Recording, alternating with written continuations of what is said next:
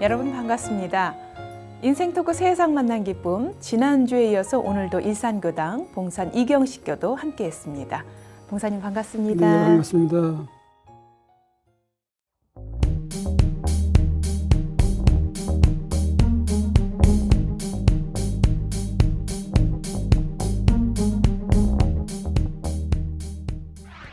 네, 봉사님과 함께 지난 시간에 원불교 만난 이야기, 특히 원불교 교조이신 소태산 대종사님의 일생을 다룬 이 소태산 평전 책 이야기도 함께 나눴습니다.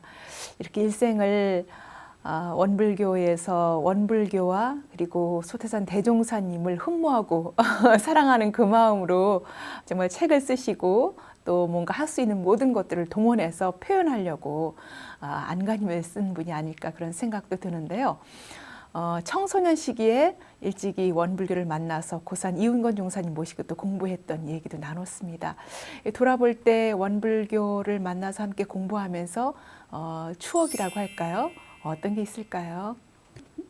제가 아까 말씀드린 것처럼 이제 그 서울 교당 거기에서 이제 그 승타원 송영봉 교무님을 연원으로 해서 입교를 하고, 그래서 갔을 때는 사실은 아까도 말씀드린 것처럼 그 총부에 계신 어른들이 참 그야말로 줄줄이 다녀가셨어요.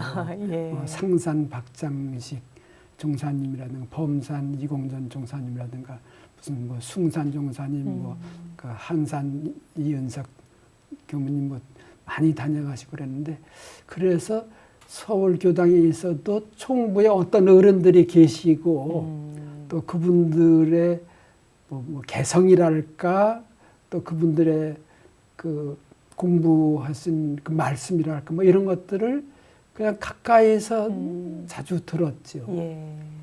뭐 그렇게 지냈던 것이 상당히 저한테 큰 도움이 됐던 것 같고, 그러면서 거기서 지금은 무슨 대학생 뭐 회가 있고 또 뭐 청년회가 있고 뭐 그렇습니다. 당시는 네. 그 교회라고 하는 거, 대학생 중심으로다 교회라고 하는 것을 만들어서 예. 그때 했었습니다. 그래서 교회를 만들고 제가 거기서 문예부장을 맡아가지고 그래가지고 그때는 역시 글을 쓰는 일에 네. 또 관심을 갖고 계셨군요. 거기서 그 회지를 냈는데 회지 이름이 그 원우, 뭐 둥그런자에다 이제 말하자면 그 버두자에서 이제 원우. 그래서 이제 그것도 범산 종사님한테 그 예. 붓글씨로다 이쁘게 좀 원우라고 이렇게 써달라고 그걸 받아가지고 그래서 한번 그걸 내고 그랬던 기억도 있고, 또 그 교회 그 주로 대학생들입니다만 함께 뭐 관악산, 서울릉 이런 데로 네. 이제 소풍을 가서 즐기던 그런 기억도 있고, 또 하나 잊지 못할 것은 그때 한산 이은석 교무님하고 고산 종사님하고 같이 그때 종교계라고 하는 네. 그 말하자면 우리 종교와 종교인의 무슨 그 소통할 수 있는 마당, 네. 그래서 종교계를 창간하게 됐을 때 예. 그때 이제 고산 정사님이 너 글 잘하니까 이것 좀 와서 해라. 그래서 뭐 거기다 제 글도 실어주고 뭐 이것저것 심부름도 시키시고 그랬는데 신이 나가지고서는 막 그렇게 다니고 예. 또 어느 때는 그 딴 종교 단체로 가서 그 기사를 얻어오기 위해서 그래서 뭐 그 기독교 쪽도 가가지고선 거기서 기사를 제가 네. 만들어가지고 갖다 드리기도 하고 네. 뭐 그랬던 기억도 있고, 또 그 지금 서울 교당에 계신 법산 이법선님하고 이제 저보다 조금 그분이 이제 원불교는 먼저 들어오셨고 나이는 저보다 조금 학년 후배고 그랬습니다만 같이 그 어린이 지도를 우리가 한다고. 그래서 그 동네 어린이들 모아놓고 네. 제가 저 무슨 그 우리 교리를 개사식으로 해서 어린이 그 동요에다가 붙여가지고 뭐 그런 것도 가르쳐 주기도 하고 또 이제 불교나 원불교의 그 설화 같은 것도 이렇게 이제 어린이용으로 만들어가지고 이제 들려주기도 하고 뭐 그러면서 그 했던 기억 그런 것들이 상당히 머릿속에 남아 있는데 지금 생각하면 이제 부끄러운 부분도 있고 그래도 참 그 이법선 씨나 또는 이제 뭐 김윤중 형이나 이런 분들 만나면은 그때 일이 그냥 아주 아름답게 또 떠올라요. 네, 그럴 것 같습니다. 그러니까 이 청소년 시기부터 벌써 문학에 관심을 갖고 특히 이 원불교 안에서 어떤 교단사와 관련된 부분들도 또 직접 관여도 하시고 어른 모시고 또 종교계 그런 활동들도 하시고 어린이 교화까지 열심히 하셨군요. 그런 토대가 마련이 돼서 오늘날 이렇게 봉사님이 또 많은 책을 출간하시고 원불교 문학에 큰 기여를 하고 계시다는 생각이 드는데 봉사님은 교단 내에서도 참 다양한 활동들을 해오셨습니다. 특히 이 원불교 문인협회 또 회장으로서도 큰 역할을 하셨는데요. 소개를 좀 해주시죠. 원불교 문인협회가 처음 만들어진 것은 1990년. 1990년에 이제 당시는 그 교무님들 중에서 문학 좋아하는 분들이 꽤 계셨어요. 그래가지고 그분들이 중심이 돼가지고 총부 그 중앙총부 전주 군산 그 부근에 사는 분들 중심으로 이제 문인협회를 만드시고 그 5년 후인 1995년에 원불교 문학이라고 하는 회지도 이제 내시고 그랬어요. 저는 상당히 초기부터 그 참여를 했습니다만 서울에 살다 보니까 이제 참여한다고 해도 무슨 총회나 이런 거 있으면은 더러 익산 내려가게 되고 무슨 그분들끼리 무슨 월 말 모임도 갖고 무슨 뭐 발표도 하시고 뭐 재밌게 어디 소풍도 가시고 그러셨던 모양인데 저는 그 서울서 그 하기에 물리적으로 다 지금같이 교통이 좋은 때도 아니고 그러니까 그런 것이 좀 어렵긴 했죠. 아까 말씀드린 서울문인회는 2005년에 만들어졌는데 그러니까 원불교 문인협회가 처음 만들어진 1990년으로부터 따지면은 15년 뒤에 서울문인회가 만들어졌는데 서울문인회 성격이 좀 특이한 것이 독립된 문인단체의 성격도 있으면서 원불교 문인협회의 무슨 서울 지부 같은 그런 성격도 가지는 그런 좀 이중적인 성격이었어요. 근데 이제 그 총부 중심으로 다 이루어지던 문인협회를 하면서 그분들이 그 뭐라 그럴까 일종의 딜레마에 빠진 것이 밤낮 거기 중심으로 하다 보니까 서울에 그 문인들이 많이 출가든 재가든 많은데 그분들이 참여를 하기가 상당히 힘들고 그러니까 그 아까 말씀드린 것처럼 익산, 전주, 군산 뭐 거기서만 모여서 그 안방부처럼 이렇게 하고 그러다 보니까 이건 아니다. 이 서울을 살려야겠다. 그래가지고 서울문인회를 무슨 지부 비슷하게 그러면서 사실상 어떤 통제를 받지 않고 독립된 그런 모임으로 했었죠. 지금은 그 원불교 문인협회에서는 원불교 문학이 나오고 서울문인회에서는 따로 소태산 문학이라고 하는 것이 나오고 또 뭐 신문도 나오고 있습니다만 그렇게 해서 좀 두 살림이 됐는데 그 두 살림이 어떤 부분은 겹쳤다가 어떤 부분에서는 또 헤어졌다가 서로 그런 그 뭐 충돌이 있지는 않고요.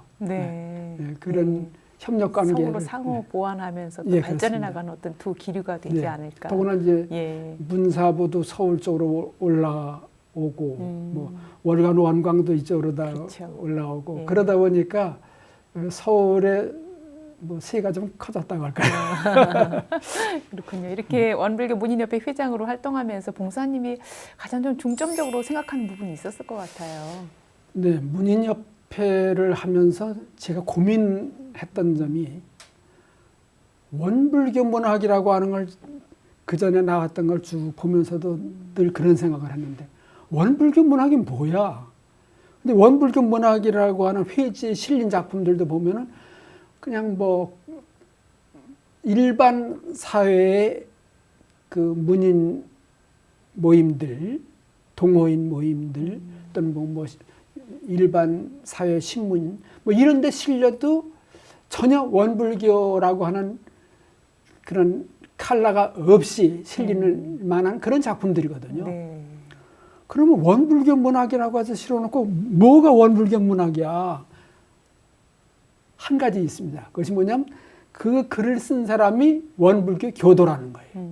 그럼 원불교 교도가 쓴 시, 수필, 소설은 그건 다 원불교 문학이냐? 그건 어디에서도 뭐 불교 믿는다고 해서 그 사람의 작품을 불교 문학이라고 하거나 기독교 믿는다고 해서 기독교 문학이라고 쳐주질 않거든요. 그럼 원불교 문학이 뭐야? 그래서 원불교 문학이라고 하는 개념 정리부터 우리 해나가야 되겠다. 네. 원불교 문학의 정체성을 찾아야겠다. 상당히 지금 조금 학술적인 얘기처럼 들립니다. 그래가지고 모여서 좌담도 하고 하면서 이제 원불교 문학 그게 15호인가에 집중적으로 그 좌담 개사도 나고 그랬습니다. 말하자면 그런 겁니다. 원불교 문학과 불교 문학이 어떻게 다른가? 우리가 원불교가 불교냐 아니냐 이런 거 가지고 노상 그 갈등이 있는 거와 비슷한 것이죠. 원불교 문학은 불교 문학하고는 다르다. 어떤 점이 다른가 좀 우리가 들여다보고 진로를 정하자. 또는 개벽 종교라고 하면은 뭐 천도교라든가 증산교라든가 이쪽하고 뭔가 다른 원불교의 정체성을 찾을 수 있는 개벽 코드가 네. 있어야지 이 원불교의 개벽이지 동학 천도교의 개벽 또는 증산도의 개벽을 갖다가 써서 우리는 무슨 아류 개벽 종교 이렇게 되면은 그거 안 되듯이 네. 원불교 문학도 어떤 면에서는 불교 문학과 겹치는 부분이 있고 어떤 점에서는 그 개벽을 키워드로 본다면은 딴 개벽 종교들하고 겹칠 수 있는 것이 있지만 원불교만의 정체성을 찾자. 네. 그래서 그 작업을 제법 하고 그래서 이제 원불교 문학 15, 16호에서는 그것을 집중적으로 제가 다루는 특집 그 기사를 만들기도 하고 네. 이제 그랬죠. 예. 그렇게 하면서 뭔가 좀 변화와 또 성과들이 좀 있었습니까? 어떻습니까? 뭐 하루아침에 일어날 수 있는 것은 아니지만 일종의 그 문제의식을 가지고 한번 던져놨다고 하는 것이죠. 제가 그 문인협회장을 하면서 원불교 100년을 우리가 맞이할 때 이 원불교 문인으로서 뭔가 할 일이 있어야 되는데 그걸 뭘 할까 하다가 초기 원불교부터 시작해가지고 대종사님이 이제 청풍월상시 만상자연명이다. 네. 이 깨달음을 그런 식으로 그 한식 구절로 탁 짚어냈을 때 그때부터 이미 원불교 문학은 시작이 됐다. 네. 그래가지고 이제 우리 후진 여기까지 왔는데 이 사이에 원불교 문학이 어떻게 발전돼 왔는가 이거 우리 정리를 하자. 그래서 상당히 큰 책으로 다 2권을 낸 것이 대종사님의 그 청풍월상시 만상자연명 요걸 나눠가지고 청풍월상시 요것을 김광원 그 교도님이 봄바람에 달이 뜨면 그렇게 한 것이 있어요. 그래서 네. 꼭 청풍을 갖다가 막 맑은 바람 이렇게 하지 말고 4월이니까 봄바람에 달에 뜨면 아이고 멋있네. 그래가지고 이제 그 시만을 모아가지고 예. 대종사님 시부터 시작해가지고 현대까지 시만을 모아가지고 봄바람에 달에 뜨면 이렇게 해서 이제 두툼한 걸 냈어요. 그리고 그 다음에 산문 중심으로 모아가지고 예. 온누리가 절로 박도다. 만상자연명이다. 그래가지고 또 이제 한 권을 내고 그것이 두 권이 다 원기 100년에 나왔습니다. 하나는 1월 달에 나오고 하나는 12월 달에 나오고 이래서 그 1년 내에 그 두 권을 내면서 정말 좀 힘들었지. 정말 한 권도 아니 두 권을 한 해에 이렇게 낸다는 건 정말 굉장한 그 작업과 인고가 필요했을 것 같아요. 그 원광이나 원불교 신문이나 옛날처럼 회보부터 시작해가지고 쭉을 다 훑으면서 쓸만한 작품들을 이제 뽑아서 선별하는 작업부터 해가지고 현대 작품들은 여러 사람들이 원불교 신문이나 소태산 문학, 뭐 원불교 문학 이런데 발표했던 것을 모두 놓고 선별 작업, 선정 작업을 아주 브라인드 심사까지 해가면서 거창하게 했죠. 그렇게 하면서 저는 원불교 문학의 정체성 또는 원불교 문학이 앞으로 나아가야 될 방향을 이것을 보면서 우리가 한번 그 문제의식을 가지고 접근하자.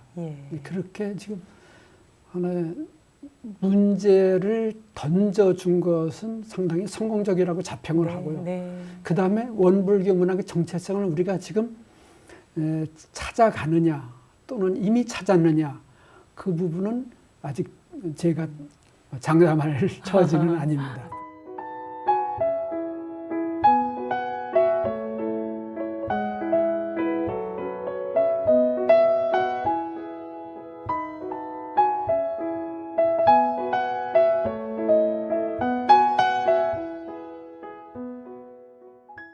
봉사님은 국어문학과를 졸업하고 고전문학을 전공을 또 하셨어요. 그리고 다시 이렇게 종교 문학에 대해서도 연구를 하게 됐는데 어떻습니까? 어떤 또 연결 과정이 있다고 볼 수 있을까요?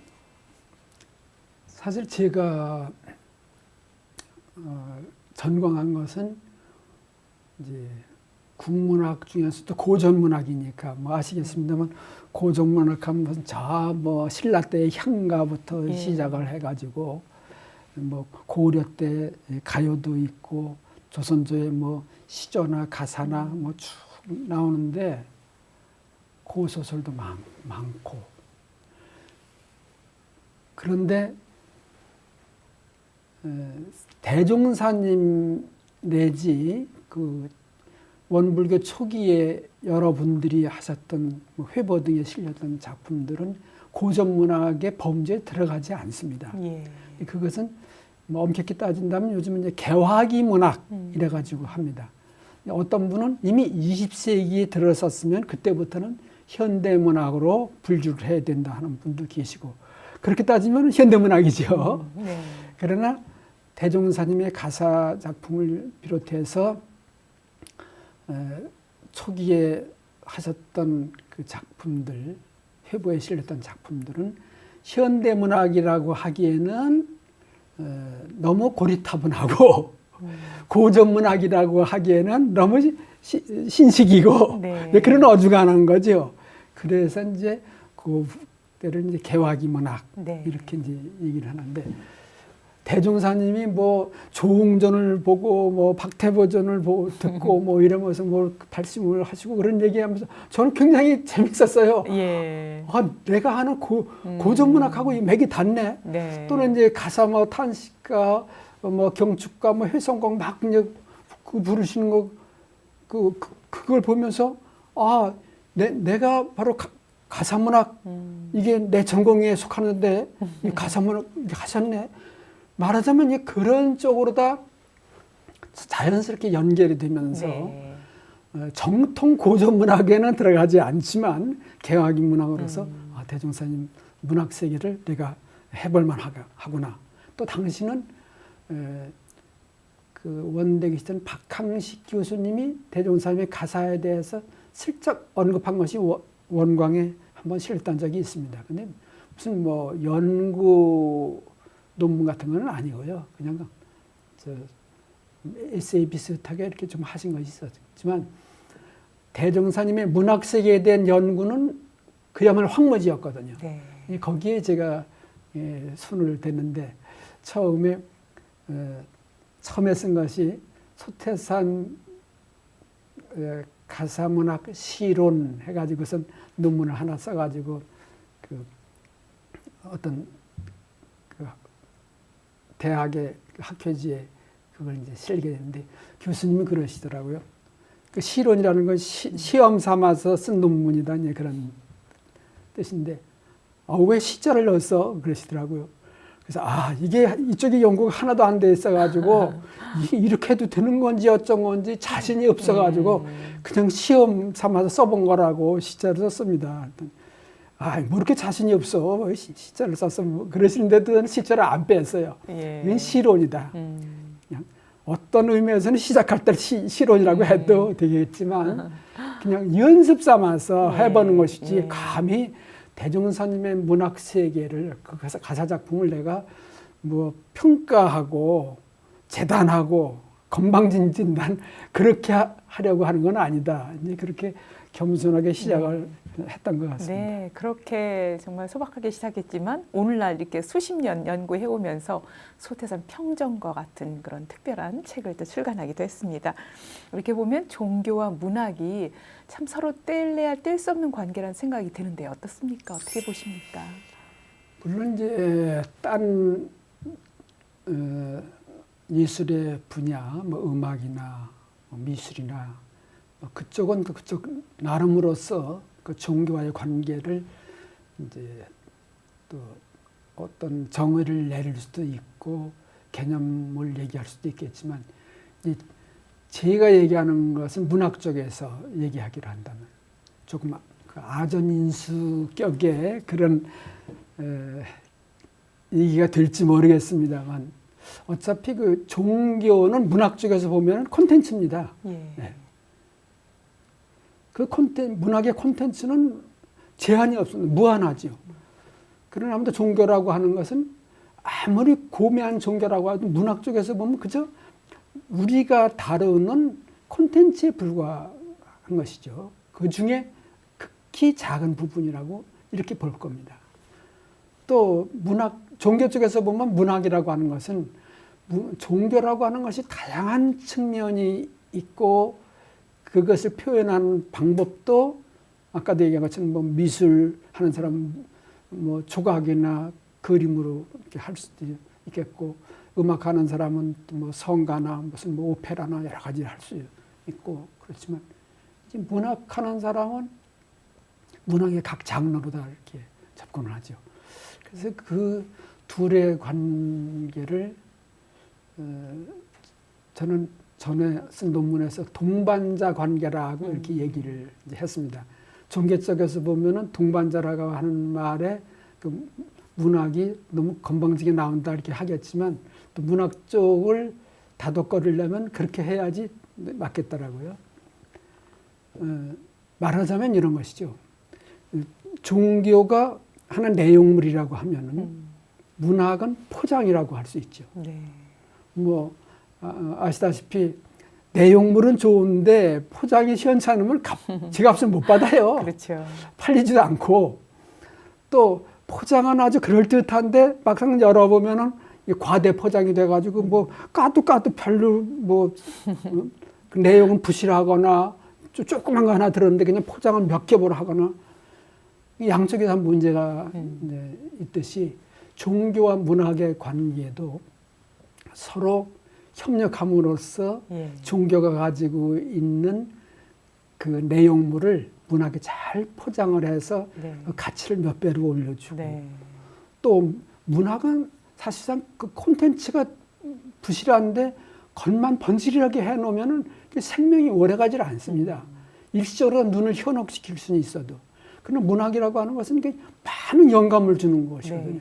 이 종교는 이 많은 영감을 줄 수 있는 이 콘텐츠, 무한한 콘텐츠라고 저는 봅니다.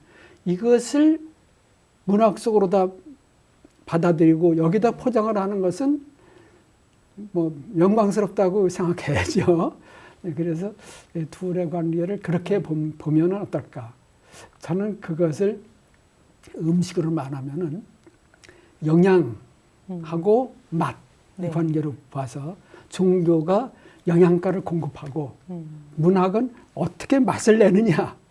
아무리 영양가가 많아도 맛없는 음식을 누가 먹겠습니까? 또 맛은 있지만 그것이 어떤 독성을 가지고 있거나 아무 영양가가 없는 거라면은 그것은 또 우리가 취할 바가 못 되죠. 그래서 둘의 협력, 이 동반자 관계로서 협력한다면은 네. 진짜 요새 말로 윈윈 할 수 있는 네. 길이 열린다. 예, 이렇게 봅니다. 그렇군요. 우리 봉사님이 문학을 통해서 원불교를 최대한 포장을 정말 잘해서 많은 분들이 또 공감하고 함께할 수 있도록 하는 그런 중간 역할을 참 잘하고 계시다는 생각이 듭니다. 그동안 대종사님에 관련된 책들을 많이 쓰셨어요. 봉사님이 쓰신 책들 잠시 좀 소개를 해주실까요?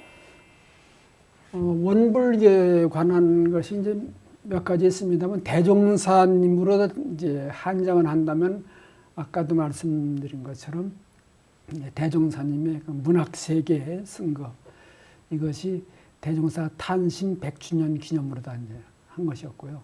그 다음에 이제 장편 소설 소태산 박중빈 제 나름으로서는 어떻게 좀 대중적으로 다 이것을 대종사님을 알릴 길이 없을까 네. 하다가 소설이면 좀 읽어줄까 그래서 그걸 냈는데 제가 무슨 작가로서 대성한 사람도 아니거니와 또 좀 어렵게 썼나 이런 반성을 많이 하는데 그래서 그거 낸 출판사가 별로 재미를 못 본 것 같아요.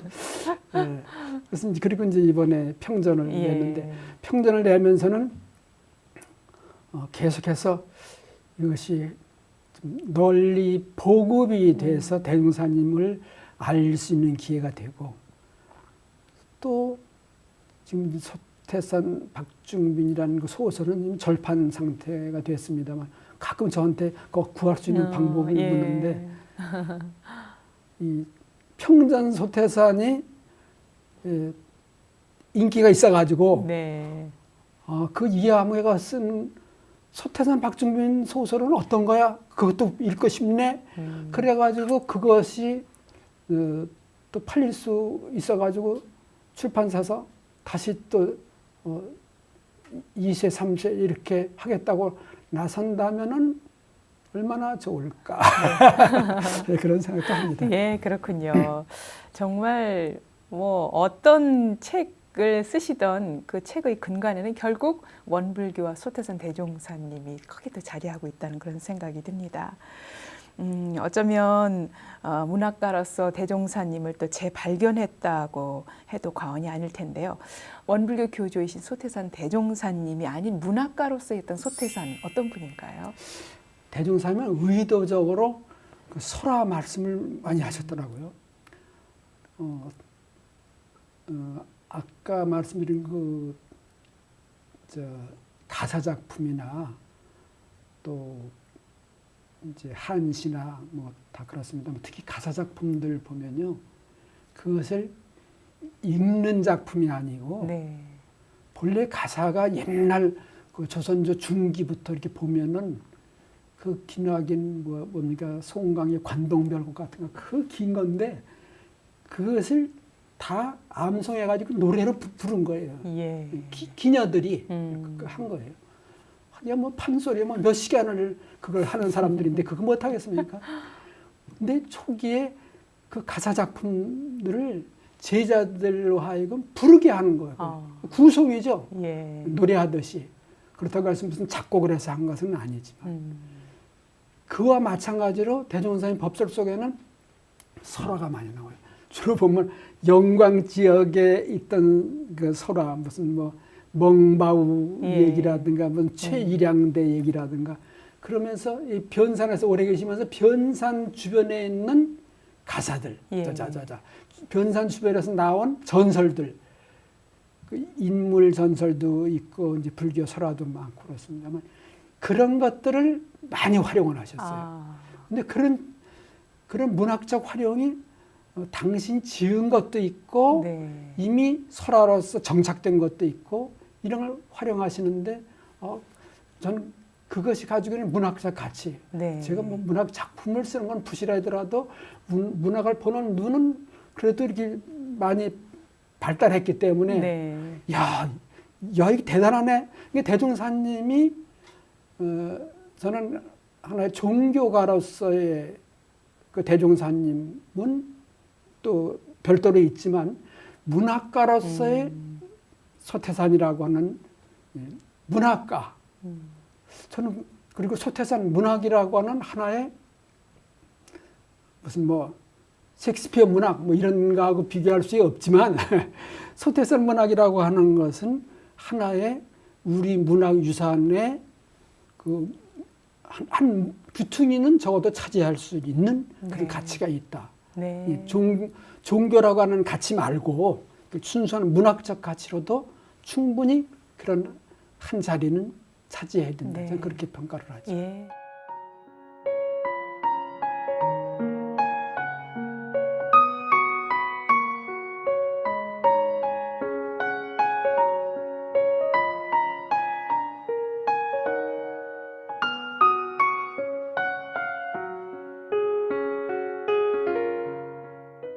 원기 99년에 원불교 3대 종법사셨던 대산종사님 탄생 100주년을 기념해서 대산종사님의 삶을 칸타타로 선보였는데요. 이 구말리 하늘에 봉황이 날다라는 제목이 칸타타 공연에서 봉사님이 직접 작사를 하셨어요. 어떻게 또 이렇게 작사를 하게 됐습니까? 네, 이제 칸타타라고 하면은 본래 이제 뭐 18세기 이탈리아에서 아주 유행했다고 합니다만 본래 그것이 이제 종교적인 그 성악곡들의 어떤 집합 같은 거 예. 그런 거였었는데 거기에는 이제 합창이 많이 들어가고 독창도 들어가고 뭐 하면서 자연히 그 칸타타가 그 전에 뭡니까 오라토리움 뭐 그런 것의 영향이 아닌가 싶기도 합니다만. 지금 얘기하신 가사, 그 가사의 개념이기보다는 하나의 극본, 대본의 개념으로서 네. 이렇게 이제 발전을 했으니까 저도 이제 그 가사라고 하는 말보다는 대본이라는 말을 즐겨 씁니다만 사실은 정산종사 탄백 기념으로다 서기 2000년에 탄백 기념 행사 중에 국립극장에서 그분들은 그러더군요. 총체극이라고 그랬어요. 왜냐하면은 뭐 무용도 하고 또 그 뮤지컬식 그런 것도 있고 네. 또 어떤 것은 그 무슨 그 가면극 비슷한 것도 있고 네. 여러 가지가 섞여서 만들어져 가지고 뭐라고 붙일까? 그러면서 또 그 시를 넣어가지고 했으니까 뭐 시극 뭐 이러기도 하다가는 모르겠다. 총체극 이것저것 그냥 잡탕을 만들어놨으니까 총체극이다. 아무튼 그 총체극으로서 달아 높이금 돋으샤라고 하는 것을 했습니다. 근데 그때 그 대본을 이제 제가 썼거든요. 예. 그 대본을 쓸 때 저를 꼬드겨가지고 쓰라고 옆에서 계속 그 부추긴 사람이 예. 이정근 교무님이셔요. 이정근 교무님이 총체극 그거 하면서 뭐 맡으신 게 있어가지고 저를 찍어가지고 이건 저 봉사님이 써주셔야 된다고 계속 이제 그러는 바람에 얼결에 제가 그걸 맡아가지고 그걸 쓰고 예. 나름대로 상당히 좀 만족스러웠습니다. 그런데 대산종사 탄백이 되니까 이미 세월은 엄청나게 흐르고 저는 이렇게 늙어버렸는데 이정근 교무님이 어느 날 저를 만나자고 하시면서 그때 원음 합창단 그 합창단 단장을 맡게 되신 그 합창단 말하자면 그 멤버들 한 서너 분하고 네. 이렇게 인사동에서 저를 기다리고 있더라고요. 예. 저는 처음에 사실은 이정은 교무님하고 둘이만 많은 줄 알고 갔었는데 그때 이제 그 임여심 진타원 임여심 그 합창단장님이 그때는 이제 차기 합창단장으로다 이렇게 이제 정해져 있을 때인데 그분이 적극적으로 아마 이정은 교무님을 꼬드기신 것 같아요. 이정은 교무님이 그 정산종사님 때 하던 것이 있으니까 네. 이제 말하자면 연장선상에서 이것도 하라고 그렇게 붙여주고서 그냥 사라져 버렸어요. 붙여주고. 전 예, 못합니다. 네. 전 이제 못합니다. 너무 힘들고 이미 나이도 먹다 보니까 그런 거 해낼 그 에너지가 부족합니다. 그러고 나오면서 자꾸 이제 그래도 해야 된다 그래서 제가 한 자락 깔아놓고 왔죠. 그러면 보다 젊은 분들을 찾아보세요. 언제까지 몇 달 동안은 여유가 있다. 찾아보시고 하다 안 되면은 그 다음에 저한테 연락 주세요. 그랬더니 연락이 이제 왔어요. 네. 이제 저한테 부탁해야 되겠다는 거예요. 알고 보니까 딴 사람 알아보지도 알아보지도 않고. 그래서 이제 예. 뭐 다 알아봐도 마땅한 사람이 없어서 이제 그런 거라고 이렇게 이제 저한테 상당히 비중을 실어주니까 아 이것도 영광이야 하면서 또 그냥 그걸 한 것이죠. 예.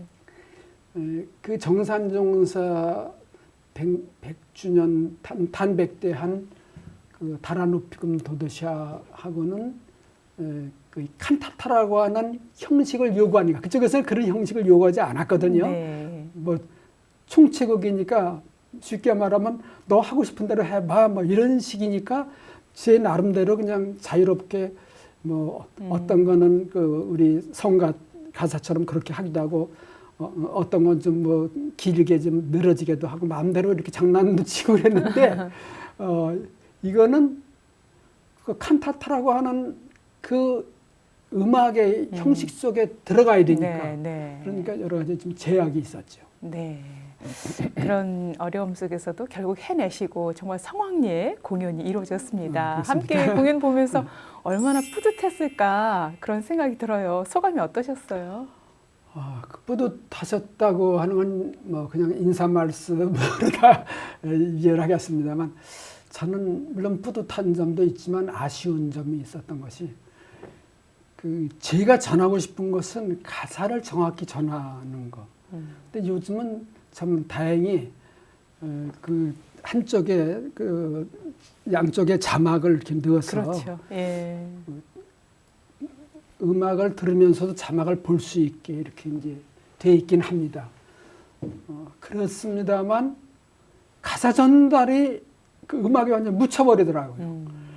그래서 음악을 전달하는 것은 하나의 가사를 아까 얘기한 것처럼 그 가사가 거기서는 하나의 내용물이고 이건 포장인데 포장이 화려하고 포장을 뜯다 보니까 그 내용물이 어디 있는지 이 내용물 찾기가 이렇게 힘들게 돼버린 거 아니에요. 예. 그런 면에서 그 대본을 쓴 저로서는 그 부분이 아쉬웠죠. 그러고 보면 봉사님은 소태산 대종사님을 비롯해서 정산종사님 또 대산종사님까지 이 세 분 성인의 성자의 또 큰 뜻을 이렇게 극으로 또는 뭐 공연으로 또 가사로 이렇게 표현하는 일에 정말 큰 주인의 역할을 하셨다는 그런 생각이 들어요. 네. 조금 보태졌는가. 근데 또 혹시 제가 방향을 잘못 틀었는가 하는 두려움은 항상 있어요.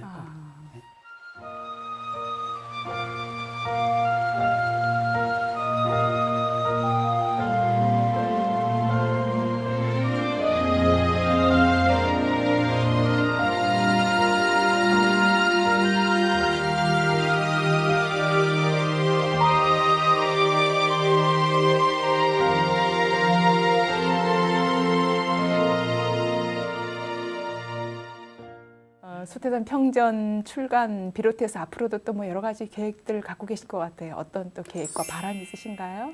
이제는 휴식이 먼저이기 때문에 그래서 그러지 않아도 지난번 은덕문화원에서 했던 출판 기념회에서 축사를 하신 어떤 분이 다음번은 정산평전입니다 하고 얘기를 하는데 다들 이제 요새 애들 말로는 빵 터졌다고 그러더라고요. 빵 터졌었죠.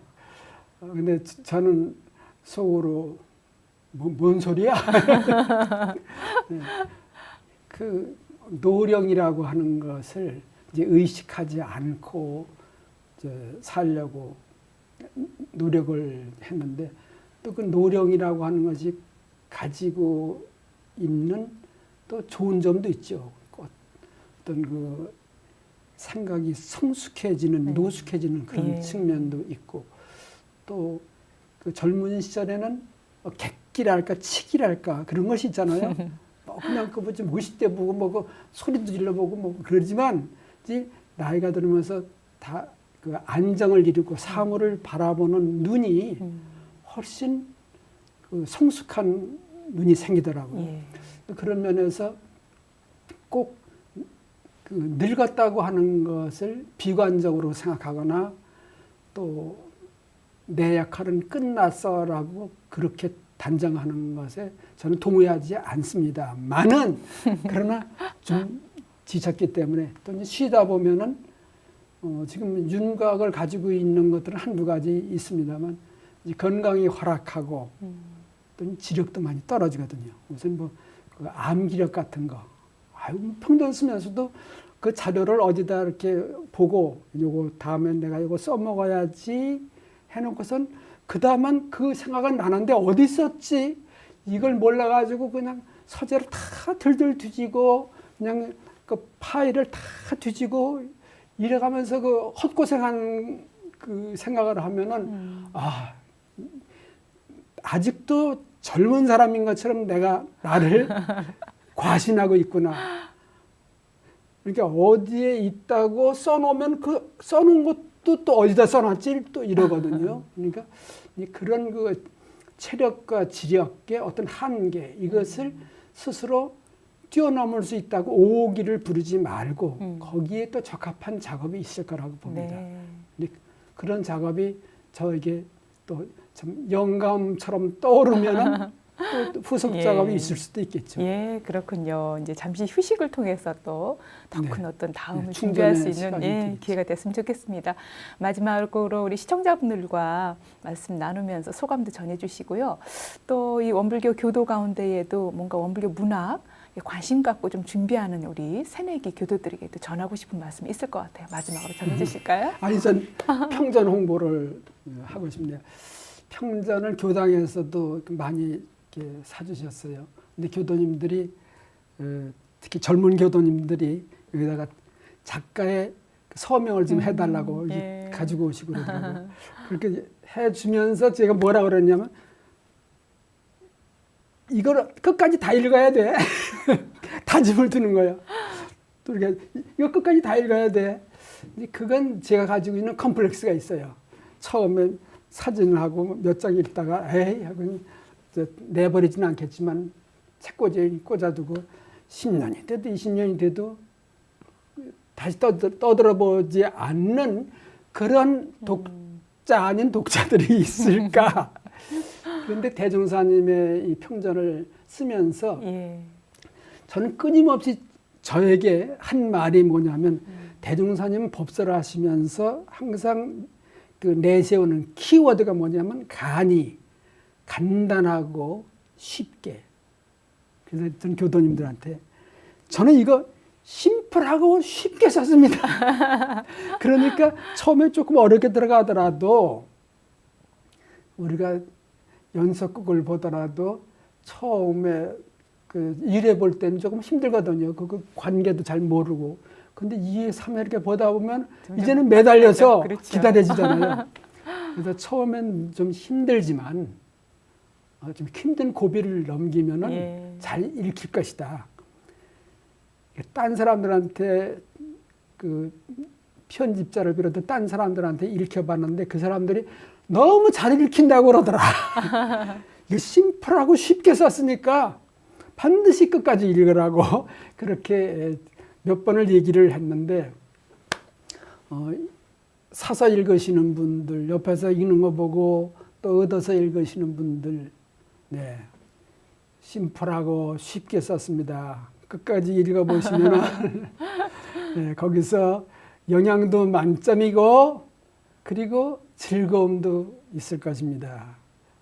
재미도 누리십시오. 예, 그렇군요.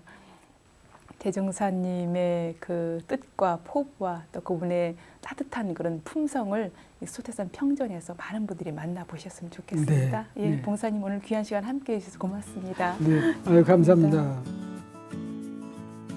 누군가를 깊이 흠모하고 존경하는 마음이 극치에 달하면 어떻게 될까요? 모든 방법을 동원해서 표현하고 드러내려고 할 거란 생각이 듭니다. 오늘 만난 봉사님이 바로 그런 분이 아닐까 하는 생각이 드는데요. 원불교 교조이신 소태산 대종사님을 흠모하고 존경하는 그 마음을 온통 담아서 수려한 글로 표현한 분.